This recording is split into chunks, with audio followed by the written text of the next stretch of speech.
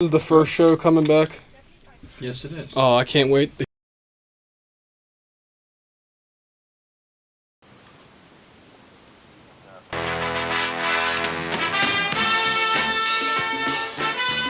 This is Talk Radio 680 WCBM. Time now for the Pat McDonough Show. Here's your host, Pat McDonough. Hey, how's this thing work? How does this work? I haven't been doing this for 10 months. Is this a microphone? What is this? What is this? Hey, it is great to be back. It really is, after a 10-month hiatus running for Congress. And tonight we will talk about that race and give you some inside information that you really didn't get to hear or read about in the newspaper, since they kind of boycotted that race. But we'll tell you about some things that happened. And we came away, I'm telling you, here's how it works in politics. If you run for public office, you have to look at three things. One, of course, you want to win. Two, if you don't win, did you get any benefits? And number three, are you stronger now than before you ran, or are you weaker now? Those are the three things that you need to look at. So we're going to talk about that and tell you what we think about it. We're going to also look at, I don't know where to start. There is so much in the news. I can tell you one thing. I wake up every morning with a smile in my heart and a smile on my face. Of course, I feel deeply, deeply saddened for the left-wing lunatics who are now whining all over the country. But, of course, all I can say to them is tough munchies. I mean, it feels so good. I haven't felt this good since Ronald Reagan. You know, young people ask me and they say, look, how did it feel when Ronald Reagan was the president of the United States? When he was president, how did you feel every day? I said, when I went to bed at night, I knew that guy in the White House loved America and he would protect America. And I felt confident with Ronald Reagan in the White House. And I'm beginning to get that feeling now with Donald Trump. And I know we're going to have a lot to talk about. We're going to talk about sanctuary cities and, hey, put them in jail.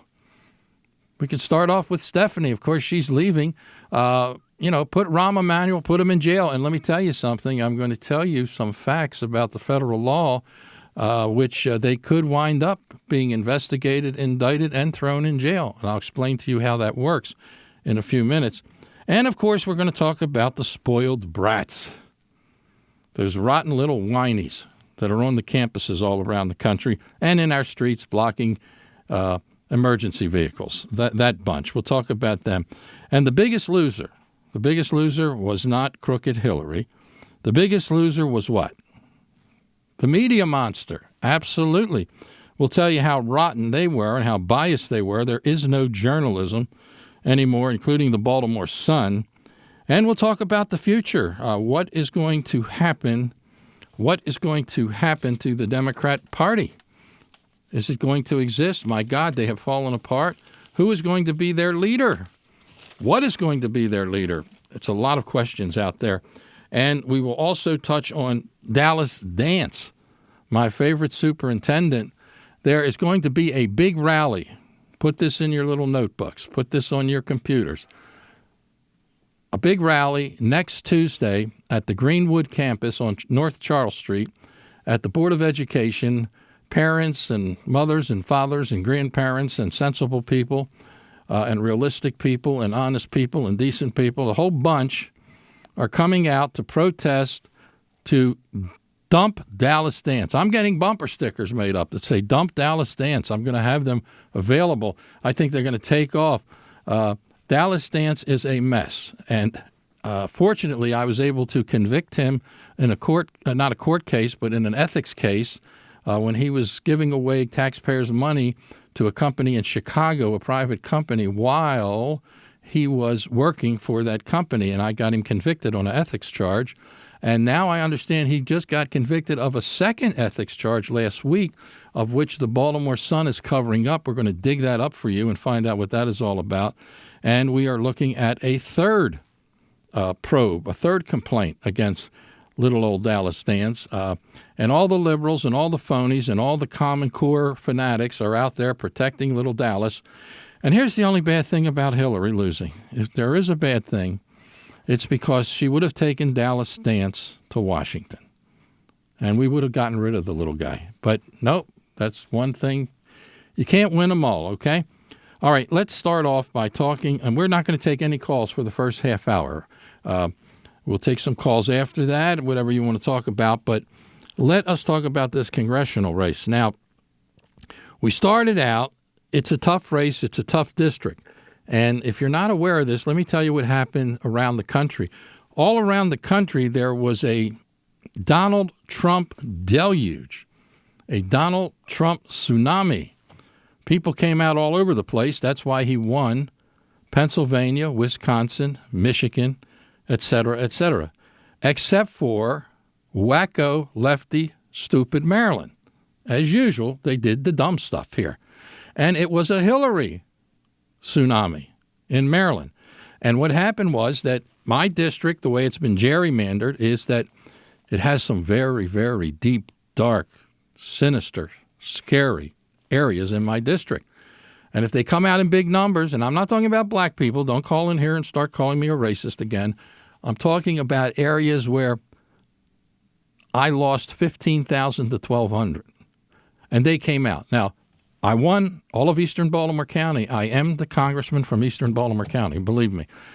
Dundalk, Essex, Middle River, we swamped Dutch. This is where the smart people live. They're not only good-looking, they're intelligent also. So we won there. Now, what are the benefits we got out of this race? Number one, notoriety. We got exposure. We got better name recognition. Number two, we went from 600 Facebooks to 9,600. Plus, that's growing. That's growing. I could tell you we're going to have 20, maybe 30,000 Facebook friends by the end of the next year. On our website, our email went up by another 10,000. We already had a big email system, but it went up. And here's the good one. This is one that really matters. We went from 350 contributors, financial contributors, to 1,700. We now have 1,700 people who will support us financially. So when I asked the question, are we stronger now than before we started on this race? No question about it. We've laid a great foundation. We've made a lot of friends. We have a lot of we had the best grassroots campaign in the state.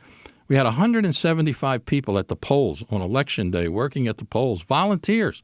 Got a couple of great ones here tonight. But we had those polls covered, and we were at polls where nobody was there but us. So we have a great grassroots team. We're keeping them together. They're great volunteers. We put up so many signs, and that's grassroots. When you see signs, that's grassroots. People take a sign. That means they want you. They like you. So we feel great about this race. We didn't win the race. Dutch is still in there, but he can't vote. He can't vote 92% of the time with Obama because Obama's gone. Goodbye, Obama. He's gone. So Dutch will be voting 92% of the time against President Trump. That I guarantee you. So anyway, we have laid the foundation for the Baltimore County Executives race. We are taking a look at it. We're studying it. It's in 2 years, but, it comes around quickly. I'm still in the Maryland House of Delegates. We go into session in January on the 13th, and we'll be raising a lot of heck down there because they have a lot of bad stuff they want to push in that Maryland General Asylum, and we'll be there fighting against it. And, of course, we can run for re-election to the House. So it's all good. Didn't go into debt. Didn't get beat up. Feel good. Got 2 inches taller. Lost 15 pounds. We're ready to go. We feel good. So that's about that. Now, if you want to ask any questions after the half hour about that, we'll talk about it. But here is the stuff. Here is the stuff I just feel so good about. I mean, when you look at this, what did Donald Trump and we the people actually defeat? Who did we defeat? We defeated the establishment. We defeated the radical left machine. We defeated the biased media. We defeated the globalist leaders, billionaires like George Soros. We defeated the environmental machine. We defeated the ruling class. We defeated everybody that's bad. We defeated everybody that was taking this country down the drain. We were over near the edge of the cliff. We were the last generation of Americans that were in a position to make a difference and change the course of this country with this historical election. If we had blown this, if we had lost this, I'm telling you, say goodbye to your grandchildren. They'll never know democracy. But we won. We won. That shows why America is a great nation. Enough people came out, despite the media lies, and despite what Miley Cyrus wanted, and despite what Alec Baldwin wanted, and despite what all of those phony balonies and Hollywood and entertainment who don't have a brain in their head, despite what they want. And I wish they would leave. They want to leave. They said they're leaving. Heck, I go on my credit card and give Miley to get her butt out of here. And I kind of like her as an entertainer. I like her. But, you know, they're all leaving. They're all a bunch of crybabies. It's amazing stuff. Would you like to see them leave? I mean, seriously. I mean, I'd like to get rid of them. I don't know about you, but celebrities. You know what? I think if tomorrow sports stars like that Kaepernick or whatever the heck his name is, that goofball that will not stand up for the national anthem, even though men and women have died. You know, the flag and the national anthem are symbols of the best of America. They're the symbols of what America can and should be. And people have died for that belief, for that idealism, and for a knucklehead like this. Yeah, oh, yeah, he has the right to do it. If I owned the team, he'd have the right to do it somewhere else. He wouldn't be doing it on my team. But I love this. Miley Cyrus and comedian Chelsea Handler and Amy Schumer, a Towson University graduate, now have a different message after vowing to leave the country if Donald Trump won. Yeah, the comedian Miss Handler said in May that she bought a house in another country just in case. Where was it, Haiti? Did you go to Haiti? You bought a house there? But she said, yesterday my staff reminded me that voices and platforms like mine are needed now more than ever in America, so I'm going to keep fighting. That was Miss Handler on her Twitter. And meanwhile, comedian Amy Schumer, I like Amy Schumer. I mean, I do. But she was dismissed Tuesday, her pre-election comment on the BBC, where she said that she was going to not take a hike. She was coming back to the country. She said, saying anyone who says you're going to pack your bags and leave is just disgusting as anyone who voted for this racist, homophobic, openly disrespectful woman abuser, Bill Clinton. I mean Donald Trump. So they're all staying, unfortunately. I mean, I'd like to see them go, but they're staying. And, of course, we had last night, this is the height of all stupidity and ignorance, which is typical of these emotional whiners, at a play in New York, Hamilton, where this very talented man wrote this play, and he acts in it. It's just terrific. He decided he was going to lecture a really decent guy, the vice president-elect of the United States, as to what this vice president and Trump should do, and that they should not be haters, and that they should stop all of the racism and all this other nonsense.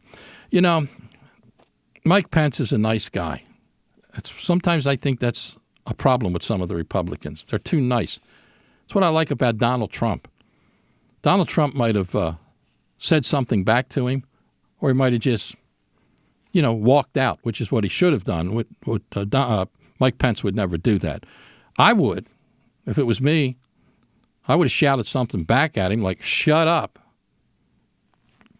And I would have left. But this is what we get. So these are the entertainers. These are the lefties. These are the people that are millionaires that have people who guard them with guns. And they're angry at us because we're irredeemable deplorables who cling to our Bibles and our firearms. And on that note, we're going to take a break.